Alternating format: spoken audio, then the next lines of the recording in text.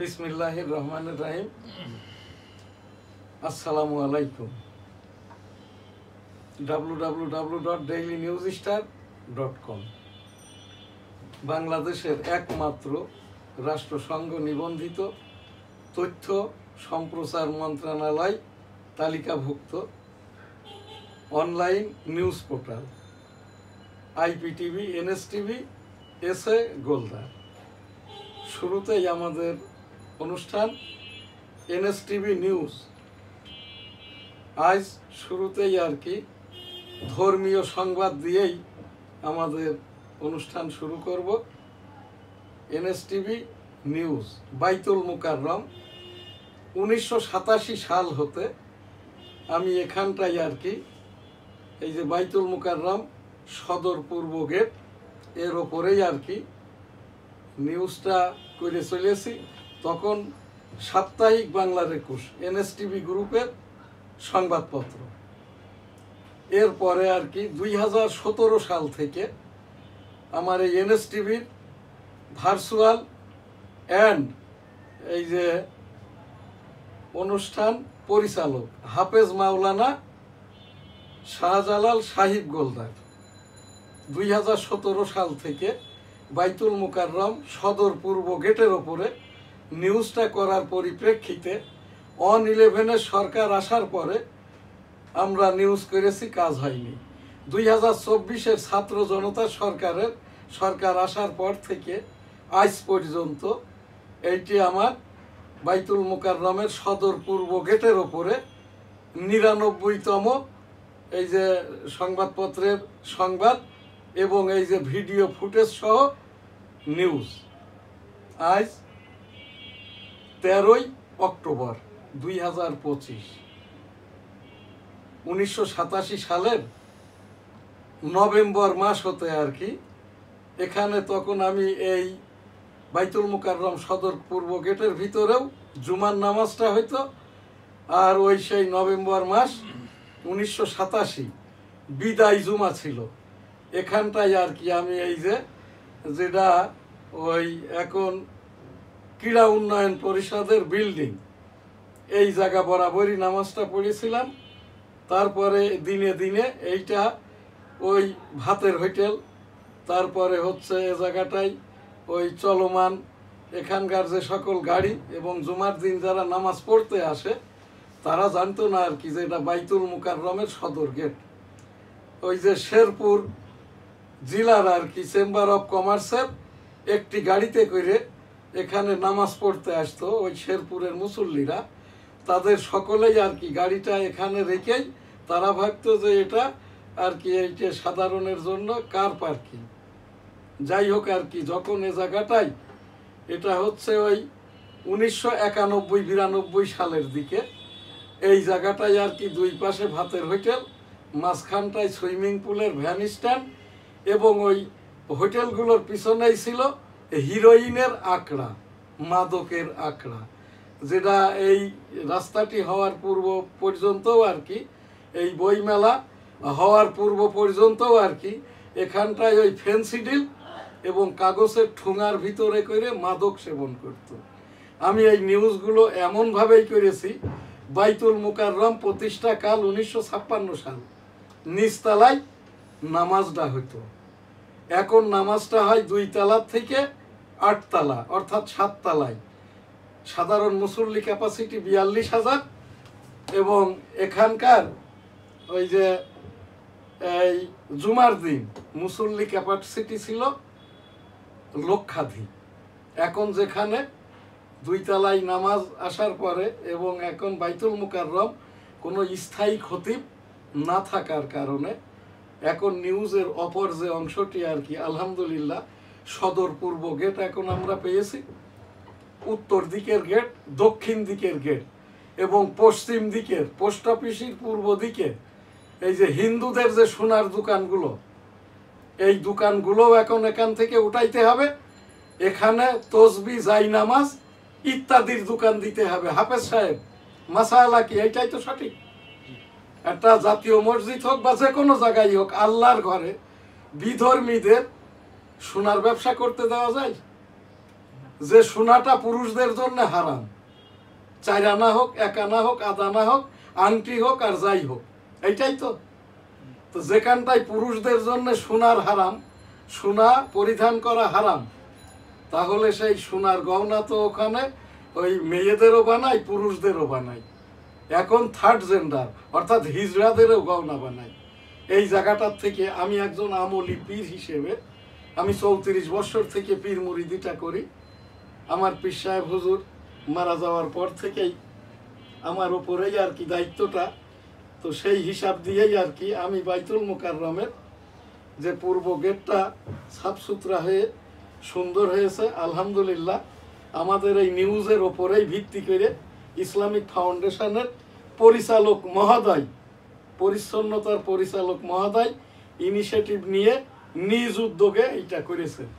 পাশ দিয়ে যেগুলো অস্থায়ী বইয়ের দোকান দেওয়া হয়েছে আর কি, এই বইয়ের ইসলামিক বইয়ের লাইব্রেরিদেরকে এই জায়গাটায় অস্থায়ীভাবে তাদের এই ভিটি বরাদ্দ দেওয়া হোক।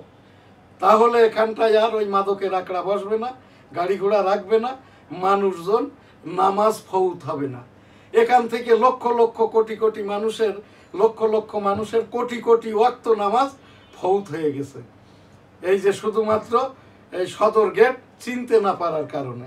ডান দিকে যেয়ে দেখছে এখানটায় সিঁড়ি, ওপরে আর কিছু নাই, তার সামনে রেলিং, অর্থাৎ উত্তর দিক। দক্ষিণ দিকেও রাজনৈতিক ওই দল বলের মিছিল মিটিংয়ের আঁকড়াখানা।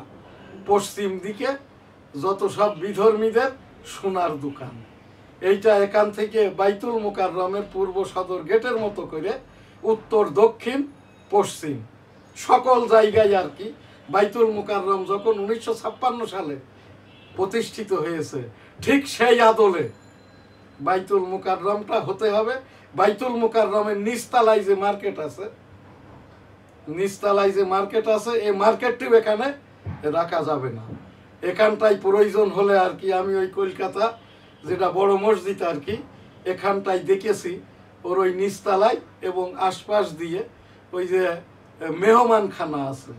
তো বাইতুল মুকাররমের এই নিচতলাটাও এটা তাবলিকি মার্কাজ করে দিয়ে আর কি তাবলিকি লোকজনই এখানে থাকবে। তাবলিকটা এখন আর খণ্ড নাই, এটাও সংবাদ। বাইতুল মুকাররমে যেটা কাকরাইলের মুরব্বী, বাংলাদেশের মুরব্বী, আন্তর্জাতিক এক অংশের মুরব্বী ছিলেন মাওলানা জুবায়ের মহোদয়।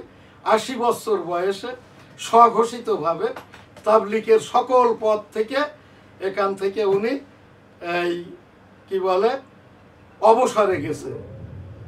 কাকরাইলেও একজন এই যে নিয়মিত নিয়মতান্ত্রিক স্থায়ী খতিব এবং পেশিমাম নিযুক্তি প্রয়োজন, ওই রকমটা ভাবে বাইতুল মুকাররমেও মাওলানা মুফতি হাফেজ কারি উবাইদুল হক হুজুরের মতো একজন এই যে বাইতুল মুকাররমের খতিব প্রয়োজন। ইসলামিক ফাউন্ডেশন যাতে করে এই রাস্তা যেমন পূর্ব গেট সাফ সুতরা করেছে, উত্তর, দক্ষিণ, পশ্চিম এবং একজন স্থায়ী খতিব ইসলামিক ফাউন্ডেশন থেকে এই জায়গাটায় হয় পদায়িত করা হোক, আর তা না হলে নিয়োগ দেওয়া হোক। বাইতুল মুকাররমের খতিব এখন যিনি আছেন অস্থায়ী, তাকে টাইটেল দিয়েছে ইউটিউবাররা হাফিজিহুল্লাহ। হাফিজিহুল্লাহর অর্থ হইল যারা হাদিস কোরআন এটা খুব ভালোভাবে জানে না, অন্যের থেকে শ্রবণ করে এবং কোনো রিকগনাইজড এই যে আলিয়া লাইন, কওমি লাইন, বিশ্ববিদ্যালয় লাইনের মাওলানা বা মুফতি নন। শুনে শুনে যারা ওই কয়েক কিছু পরিমাণ হাদিস শোনে আর কিছু প্রবন্ধ নিবন্ধ লেখে রবীন্দ্রনাথের মতো এই জোড়া, এবং মিথ্যাচার করে সংবাদপত্রের সম্পাদক প্রকাশক বলে। এই যে এখন বাইতুল মুকাররমের যিনি খতিব আছেন অস্থায়ী আর কি, ইনি আল কাউসার নামে যে পত্রিকাটার সম্পাদক প্রকাশক পরিচালক বলেন, এই পত্রিকার সম্পাদক প্রকাশক অন্য একজন। আমাদের এই যে আমরা যে www.dailynewsstar.com সংবাদপত্র পরিচালনা করি, এই সংবাদপত্রের আমাদের যে সমিতি আছে, এই সমিতিতে খোঁজ খবর নিয়ে জেনেছি মাসিক পত্রিকার কোনো এই যে সংবাদপত্র মালিক সম্পাদকদের সমিতির সদস্য হওয়া যায় না। আর এই আব্দুল মালেক মহোদয় হাফিজিহুল্লাহ নন, উনি আর কি আল কাউসার সংবাদপত্রের সম্পাদক প্রকাশকও নন। যে ইউটিউবাররা সাবধান হয়ে যাও, এই জায়গাটাই একে একে ধরা হচ্ছে। কিন্তু এই যে আমার এখান থেকে বলার পরে মাননীয় রাষ্ট্রপতি সচিব এবং তথ্য সম্প্রচার মন্ত্রণালয়ের উপদেষ্টা এইটার উপরে কঠোর নজরদারি করছে। এইটার উপরে এই যে হাফিজিউল্লাহ আব্দুল মালেক মহোদয়ের এডুকেশন নিয়ে যে মিথ্যাচার করা হয়েছে, মালেক সাহেব যতটা না এখানটায় অপরাধ করছে তার থেকে বেশি যারা তাকে এই জায়গাটা ইউটিউবের মাধ্যম দিয়ে অপপ্রচারে লিপ্ত। তো এই বাইতুল মুকাররমেও একজন হাফেজ কারি মাওলানা মুফতি ঢাকা বিশ্ববিদ্যালয় হতে পাক কালামের ওপরে পোস্ট গ্রাজুয়েশন করা খতিব বাইতুল মুকাররম বাংলাদেশের জাতীয় মসজিদের খতিব হওয়ার ইনটাইটেল। বাইতুল মুকাররমের একজন স্থায়ী খতিব নিয়োগ দেওয়া হোক। আব্দুল মালেক মহোদয়, আপনি এই যে প্রবন্ধ লিখেছেন স্বঘোষিতভাবে এগুলোরে বাতিল করেন। পাক কালাম হাদিসের ছাড়া আর কোনো কিছুর ওপরেই কোনো মাওলানা মুফতি তাফসিরটাও করতে পারেন না। মহানবী মোহাম্মদুর রাসূল সাল্লাল্লাহু আলাইহি সাল্লাম এই যে বিদায় হজের এই তার ভাষণ সহ এখানটায় আর কি হিলফুল ফুজুল মদিনার সনদ সবকিছুই রাসূল সাল্লাল্লাহু আলাইহি সাল্লামের এই জীবনী কিতাবে আছে আর কি। এখান থেকেই আর কি আমি বলছি, কোনো ব্যক্তি পাক কালাম হাদিস ব্যতি রেখে যারা বাংলায় লেখাপড়া জানা তারা বাংলায় তাফসির করবেন, আর যারা আরবিতে লেখাপড়া জানা তারা আরবিতে তাফসির করবেন। আর যখনই বলবেন কোনো কিছু আমি লিখেছি, শুধুমাত্র একটাই পাক কালামের সূরা আয়াতের অনুবাদ, হাদিস পাক 86টা হাদিস পাকের অনুবাদ।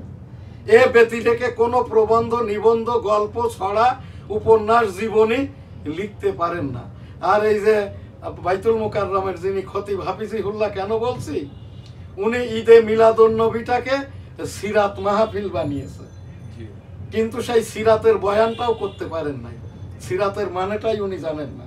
সিরাত অর্থ হইল রাসূল সাল্লাল্লাহু আলাইহি সাল্লামের বয়স যতদিন না পর্যন্ত 14 হয়েছে, ওই যে 14 থেকে জন্ম পর্যন্ত, এইটাই হলো রাসূল সাল্লাল্লাহু আলাইহি সাল্লামের সিরাত। এইটাই তো হাফেজ সাহেব।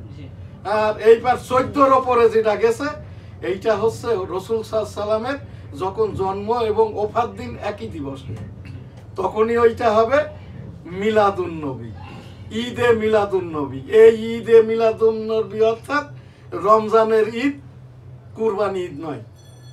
এটা হচ্ছে একটা সন্তান জন্মগ্রহণ করলে, আমরা যখন পৃথিবীতে এসছি, সকল রাসূল সাল্লাল্লাহু আলাইহি সাল্লাম যেদিন দুনিয়াতে এসছে, দুনিয়াতে পক্ষ পাকালি সহ মানুষ, মানব জাতি, মানবতা, পশু পাখি, গাছপালা, যত রকমের মানব দানব, এরপরে জীব জন্তু, গাছ আগাছা, পাহাড়, সকলেই আর কি খুশি হয়েছে ওই দিনটাই আর কি। রাসূল সাল্লাল্লাহু আলাইহি সাল্লামের যেহেতু জন্ম ওফাত দিবস একই দিনে, এই জন্যই আর কি ওই দিনটা ঈদে মিলাদুন নবী, অর্থাৎ রাসূল সাল্লাল্লাহু আলাইহি সাল্লামের জন্ম এবং ওফাত দিবসে আমাদের আনন্দ বা খুশির দিন। আলহামদুলিল্লাহ, এইটাই তো। লাব্বাইক আল্লাহুম্মা লাব্বাইক, লাব্বাইক লা শারীকা লাক, লাব্বাইক ইন্নাল হামদা ওয়ান নি'মাতু লাকাল মুলক লা শারীকা লাক।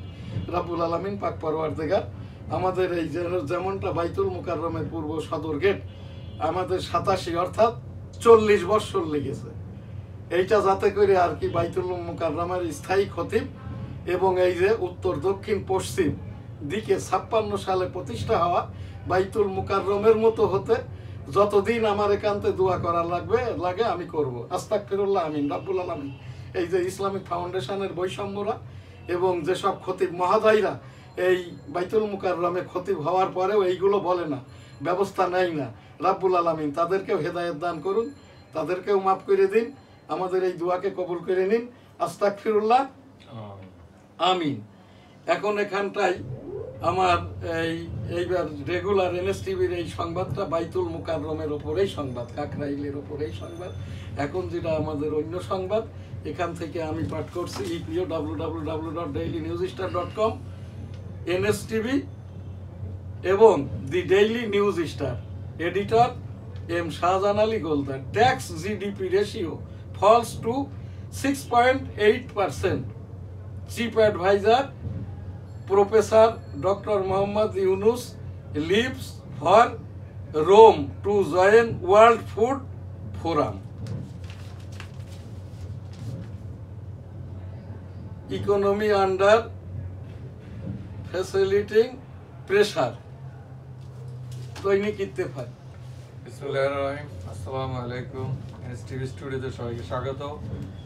স্টুডিওতে উপস্থিত আছেন দি ডেইলি নিউজ স্টার সম্পাদক, প্রকাশক এবং ডেমোক্রেটিক বাংলাদেশের প্রেসিডেন্ট জনাব শাহজাহান আলী গোলদার। আজ সোমবার 3 অক্টোবর 2025। আটক বললে 15 সেনা কর্মকর্তাকে ট্রাইব্যুনালে আনতে হবে বললেন চিফ প্রসিকিউটর তাজুল ইসলাম। এখানটায় আমার একটু কথা না বলেই পারি না। আমি 38 বছর যাবৎ সুপ্রিম কোর্টের এই যে রাজস্ব বিষয়ক মামলাগুলো করে থাকি। এখনো আমার 4টি মামলা চলমান, একাধিক ডিএলআর আছে আমার এই যে হাইকোর্ট এবং অ্যাপিলেট ডিভিশনের। তো এই জায়গাটায় তাজুল ইসলাম যে কথাটা বলেছেন, 15 জন সেনা কর্মকর্তাকে যদি আটক বললে 15 সেনা কর্মকর্তাকে ট্রাইব্যুনালে আনতে হবে না, এখানে আইএসপিআর তো আটক বলে নাই, এই যে জিম্মায় আছে মেজর জেনারেল সাহেব বলেছেন যে এই যে 15 জনের উপরে যারা, এখানে তাজুল ইসলাম একটা মিথ্যা কথা বলেছেন। 16 জন, একজন কিন্তু নিখোঁজ। আচ্ছা, এখন এই বাকি একজনকে পাওয়া যাচ্ছে না, একে কি গুম বলবেন, নিখোঁজ বলবেন না? এইটা এই যে প্রসিকিউটর তাজুল ইসলাম যে কথা বলছে, তাজুল ইসলাম তাকে আগেই আর কি জেলখানায় নিয়ে আসছে তার দলবল দিয়ে।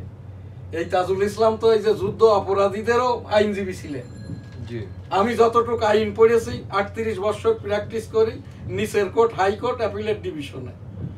তাজুল ইসলাম এ জায়গাটার একজন এই যে সহযোগী প্রসিকিউটর হওয়ারও যোগ্যতা তার নাই, বয়স হয় নাই, দেশ বিদেশে কোনো আদালতে সে আন্তর্জাতিকভাবে কোনো মামলা ফেস করে নাই, বাংলাদেশ থেকে সে উচ্চতর ডিগ্রি যেটা সেটাও অর্জন করে নাই। ওই যে বটতলার উকিলের মতো এলএলবি পাশ করার পরে এই যে আমাদের মতো এই সিনিয়রদের সাথে থেকে আর কি এই জায়গাটায় আর কি আমার সমসাময়িক হচ্ছে যিনি আর কি বাংলাদেশের একমাত্র আইন কর্মকর্তা ছিলেন এম আমিনউদ্দিন, বাসেদ মজুমদার। এনাদের সাথেই আর কি অ্যাসোসিয়েটের আমি আইন ব্যবসাটা করেছি। তো এই জায়গাটায় আর কি আমি এখানটায় আমি এই যে আমাদের এই দেশে এখন আইন উপদেষ্টা আছে কিনা আমি জানি না, আমি বাংলাদেশের প্রধান যিনি আইন কর্মকর্তা ইনার বরাবর আর কি উপস্থাপন করছি।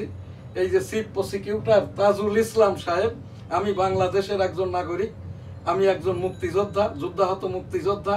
আমার পিতাও যুদ্ধাহত মুক্তিযোদ্ধা ছিলেন, মাতাও মুক্তিযোদ্ধা। এই জায়গাটায় আর কি এই দেশের 18 কোটি 17 লক্ষ জনগণের পক্ষে, এই দেশের যে 30 লক্ষ মানুষ প্রাণ হারিয়েছেন আর কি, তারপরে মা বোনরাও তাদের সম্ভ্রম হারিয়েছেন 2 লক্ষাধিক। তো এই জায়গাটায় আর কি আমি ওই সেই মাননীয় উচ্চতর আদালতের প্রধান বিচারপতি এবং এই আইন সচিব বরাবর উপস্থাপন করছি। এই যে তাজুল ইসলাম সাহেব, সব কিছু করা ভালো, কিন্তু পুলিশ, বিডিআর, আনসার, মিলিটারি এদের এই যে খুশাখুশি দেওয়াটা ভালো না।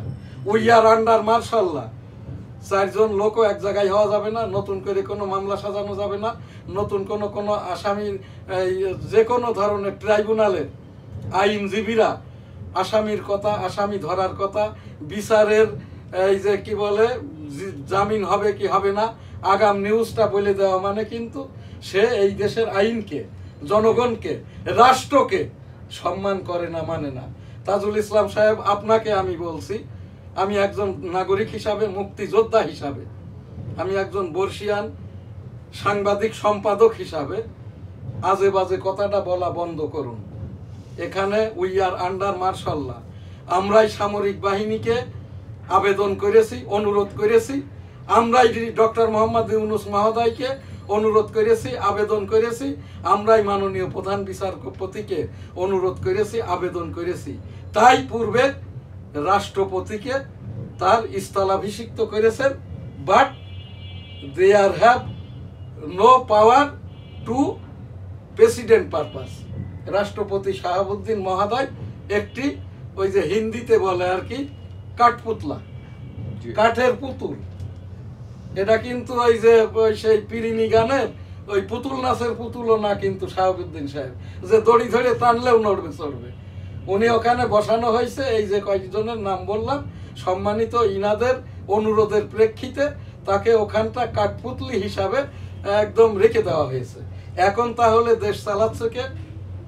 দেশ চালাচ্ছে সরকার প্রধান হিসেবে ডক্টর মোহাম্মদ ইউনূস মহোদয়, আর ইনাকে সকল রকমের রাষ্ট্র পরিচালনা অর্থাৎ রাষ্ট্রপতির যে কর্মকাণ্ড, সরকার পরিচালনার প্রধান উপদেষ্টার যে কর্মকাণ্ড, সকল ক্ষেত্রে সর্বদাই আমাদের এই যে সামরিক আইন প্রধান ওয়াকারুজ্জামান মহোদয় খুবই জ্ঞানী ছেলে, সৎ ছেলে, ভালো ছেলে, দেশপ্রেম আছে, জনগণের প্রতি প্রেম আছে, যে কারণে আর কি মিলিটারিরা শেখ হাসিনাকে বলে দিল একটি গুলিও আমরা চালাইব না, একটি জনগণ বা ছাত্রদেরকে আমরা অ্যারেস্ট করব না, যতক্ষণ না পর্যন্ত আপনি ওরা যে কথা বলছে।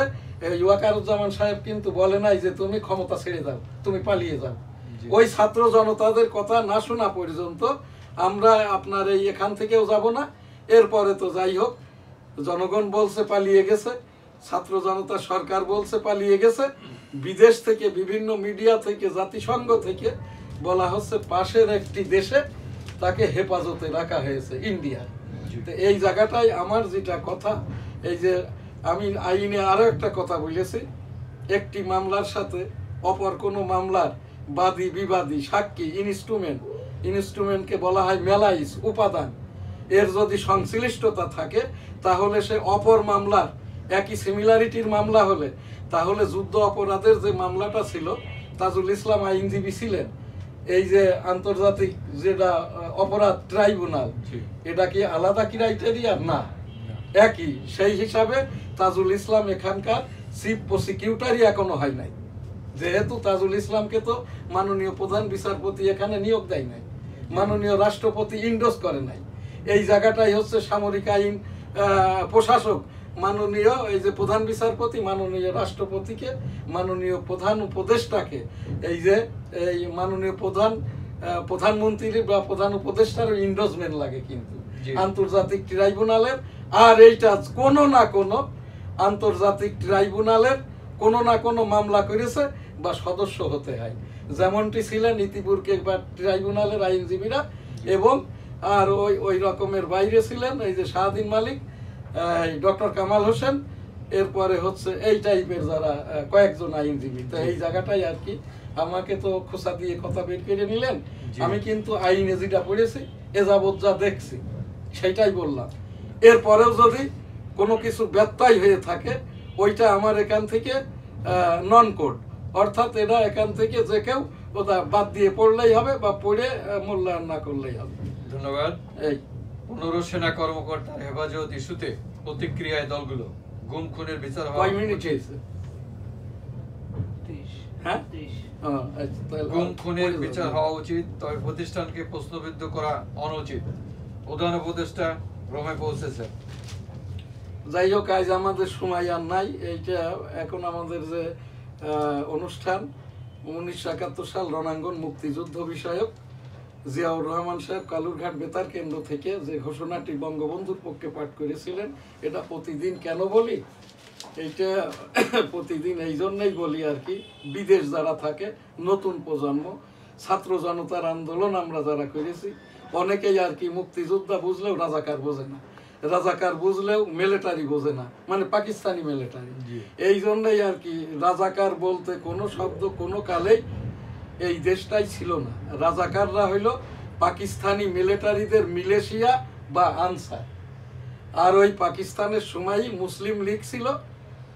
এইটা জামাত ইসলামের জন্মটা 1941 সালে পাকিস্তানের লাহোরে। তখন আর কি ওই সেই জামাত ইসলাম মুসলিম লীগরাই আর কি পাকিস্তানি রাষ্ট্রের সরকার প্রধান ভুট্টো সরকারকে সহযোগিতা করেছিল, যে আর কি আমরা আমাদের পূর্ব পাকিস্তানটা যাতে বাংলাদেশ না হয়, এই জন্য আমরা আপনাদের সহযোগিতা করতে চাই। তখন আর কি ভুট্টো সরকার এই যে পিস কমিটি করে, তার চেয়ারম্যান মেম্বার এদেরই যুব উইং ছিল আল বদর আল শামস। আর এই পাকিস্তানি মিলিটারিরা যারা এই যে পূর্ব পাকিস্তান প্রদেশের মিলিটারি, এরা তখন আর কি তাদের ওই মিলেশিয়া বা আনসার তৈরি করেন, যাদের বেতনটা ছিল 70 টাকা। আমার আমার একটা ভাগ্নে ইসমাইলও ছিল রাজাকার, সে তো সাধারণ ক্ষমা পাওয়ার পরে আর কি বছরকাল পরে আর কি বাড়িতে আসে। তা ওই সেই পাকিস্তানি এই মিলিটারিদেরই নামকরণ রাজাকার। রাজাকাররা কিন্তু পাকিস্তানি, পূর্ব পাকিস্তান মিলিটারিদের মিলেশিয়া বা আনসার ছিল। এখন আমাদের এই দেশের জামাত ইসলামের অর্ধেকের ওপরে আত্মীয়তার সূত্রে বিএনপি, আওয়ামী লীগ, এই জামাত ইসলাম, এরপরে জাতীয় পার্টি, কমিউনিস্ট পার্টি, এদের সাথে আত্মীয়তা হয়ে গেছে। এই জন্যই আর কি এইটা এই জনগণের জানা উচিত। যুদ্ধ শেষ হওয়ার অনেক আগেই যুদ্ধটা শুরু হয় 1971 সালের এই যে 7ই মার্চ বঙ্গবন্ধু যে ভাষণটি দেন, সেই ভাষণে জিয়াউর রহমান সাহেব কালুরঘাট বেতার কেন্দ্র থেকে দেন। আমি 265 দিনের এই যে রণাঙ্গনের আমি মুক্তিযোদ্ধা, এইটি আমার সনদ। সেই হিসেবেই আর কি এই প্রজন্ম 2024-এর ছাত্র জনতা এবং বিদেশের মানুষকে জানার জন্য কথাটি বললাম। জিয়াউর রহমান সাহেবের সেই ভাষণটি বঙ্গবন্ধুর পক্ষে I am major Ziaur Rahman declared there on behalf of Bangabandhu Sheikh Mujibur Rahman, Bangladesh is independence. আমার সোনার বাংলা, আমি তোমায় ভালোবাসি। আজকের প্রোগ্রাম এখানেই শেষ করছি। শেষের আগে দিয়ে এই যে আলহামদুলিল্লাহ বাইতুল মুকাররম পূর্ব গেটটি সাফ সুতরা করে খুলে দেওয়া হয়েছে। আলহামদুলিল্লাহ রাব্বুল আলামিন এই রকমটা করে উত্তর, দক্ষিণ, পশ্চিম দিকটাও আর কি পরিচ্ছন্ন হয়ে নামাজ উপযোগী হোক। বাইতুল মুকাররমের নিচতলাটা, বাইতুল মুকাররম টাকার কোনো অভাব নাই, এটা তাবলিগি মার্কাজ করে দেওয়া হোক। আর এইটা করলেই আর কি যথার্থ কাজটি হবে। স্থায়ী একজন খতিব প্রয়োজন। ফিলিস্তিন এখন স্বাধীন রাষ্ট্র। রাব্বুল আলামিন 1987 সাল থেকে এই ফিলিস্তিনের ওপরে আমরা দোয়াটা করছি, ফিলিস্তিন রাষ্ট্র স্বাধীন হোক। আমরা প্রায় 6 মাস আগে আর কি এখান থেকে আমি প্রস্তাব করি ফিলিস্তিন স্বাধীন রাষ্ট্র এই যে আইসিজে এবং জাতিসংঘ বরাবর, এবং আমার এই যে সিনিয়র সাংবাদিক মুস্তাফিজুর রহমান গোলদার ইন্ডোজ করেন। সেই ফিলিস্তিন রাষ্ট্র আজ স্বাধীন। কেউ কেউ বলছে 52 ভাগ ইসরায়েল রেখে দিয়েছে। স্বাধীন দেশ হওয়ার পরে আমাদের পুরো বাংলাদেশই ইন্দিরা গান্ধীর কবলে ছিল। এই যে দুই দেশের মৈত্রী চুক্তি হওয়ার পরে এই যে ভারতীয় সেনাবাহিনী সৈন্য উঠিয়ে নেয়। তা যেহেতু এই ফিলিস্তিনের মধ্য থেকে 100% সৈন্য তারা উঠিয়ে নিয়েছে, কিছু জায়গা রেকি করে রেখেছে।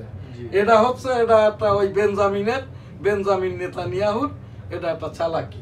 তো এই জায়গাটায় আমরা সেই ফিলিস্তিনিতে যারা শহীদ হয়েছেন, সেই সাথে বাংলাদেশের 2024-এর 1971-এর যারা শহীদ, সারা বিশ্বের সকল শহীদদের প্রতি আমাদের এখান থেকেই আমরা আত্মার মাগফিরাত কামনা করছি। সকলকে জান্নাত দান করুন। আস্তাগফিরুল্লাহ, আমিন। আস্তাগফিরুল্লাহ, আস্তাগফিরুল্লাহ, আস্তাগফিরুল্লাহ, আস্তাগফিরুল্লাহ, আস্তাগফিরুল্লাহ, আস্তাগফিরুল্লাহ, আস্তাগফিরুল্লাহ। সাল্লাল্লাহু আলাইহি সাল্লাম, সাল্লাল্লাহু আলাইহি সাল্লাম, সাল্লাল্লাহু আলাইহি সাল্লাম, সাল্লাল্লাহু আলাইহি সাল্লাম, সাল্লাল্লাহু আলাইহি সাল্লাম।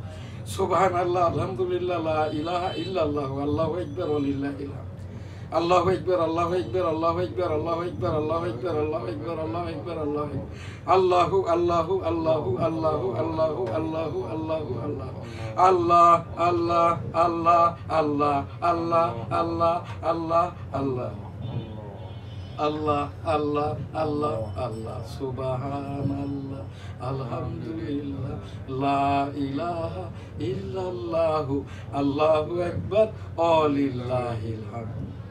লা ইলাহা ইল্লাল্লাহু মুহাম্মাদুর রাসূলুল্লাহ, লা ইলাহা ইল্লা আনতা সুবহানাকা ইন্নী কুনতু মিনাজ জালিমিন।